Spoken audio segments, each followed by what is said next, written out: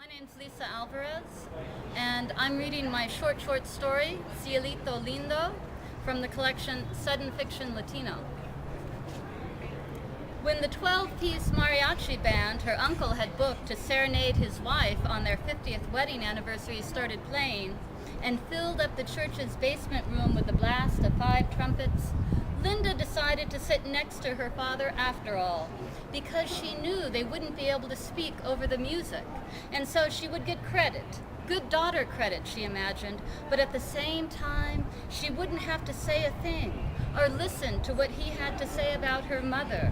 After all these years, still that crazy woman if he was sober, or that bitch if he was drunk, or her own sorry life, manless, childless, pointless in his view.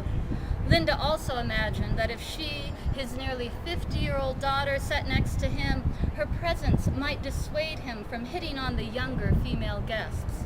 She'd already seen his eyes wander as the generation of family grandchildren now in their late 20s and early 30s arrived, accompanied by their friends. The women wore dresses cut just low enough to raise his hopes.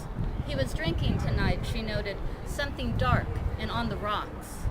Her father was handsome in a kind of craggy, rooster-like way.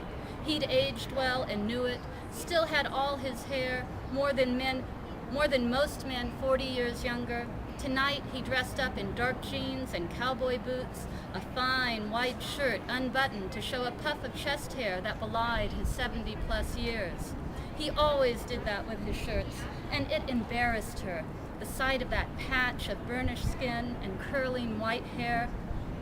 Linda wondered if, had she been the boy, the son her mother claimed he always wanted, she would feel different, feel pride, a kind of male camaraderie, rooted in perhaps her own hopes as a middle-aged male swimming in the same hairy gene pool.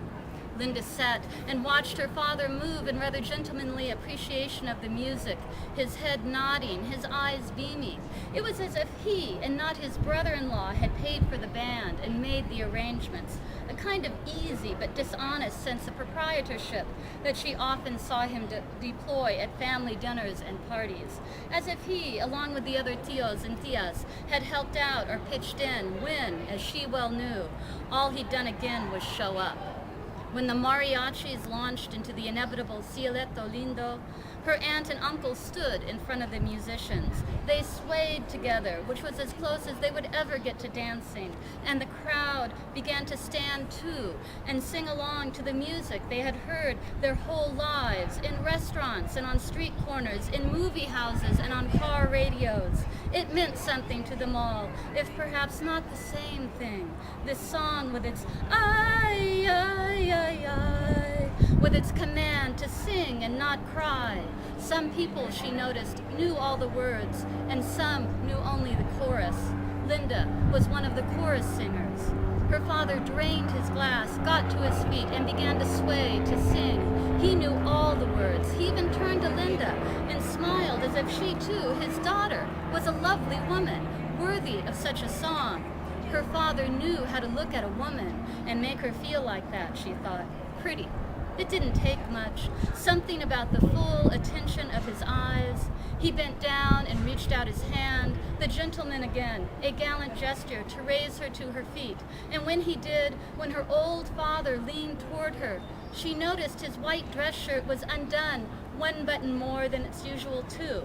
And when Linda stood beside him and glanced again, she saw that instead of his usual wife-beater undershirt, how she hated that name, however true it might be for him, with its white ribbing and scooped neck, it appeared to her that her father was wearing a white camisole with a bouquet of embroidered flowers at its center. She looked away. Linda herself had worn such things as a girl to dances in this very basement, and yes, like her father, had left her blouses unbuttoned to the flowers, hoping perhaps something else would show as well, and someone else would notice. Linda watched as the bows of the violins cut the air with a kind of a violence, but unable to help herself, her eyes shifted back to the garland of tightly stitched pink rosebuds with their satin petals and green leaves that adorned her father, his puff of chest hair rising now like a cloud above a garden. Linda wondered what this girl's undershirt meant with its tiny flowers. Where did it come from? Whose was it? Had her father picked it off the floor of some woman's bedroom and mistaken it for his own? Had he donned it like a strange trophy? Had the shirt made its way into the laundry cycle at his apartment building and gone unnoticed? Did he know? Should she tell him? Her father sang now, full-throated, and when she looked at him in profile, Linda saw his strength and handsomeness. Perhaps what her mother had seen, yes, over 50 years ago now. But she also saw all those years gone, and she knew there were not many left for him now. Linda could see what her father could not. Those flowers, that white hair, the mistakes a person makes.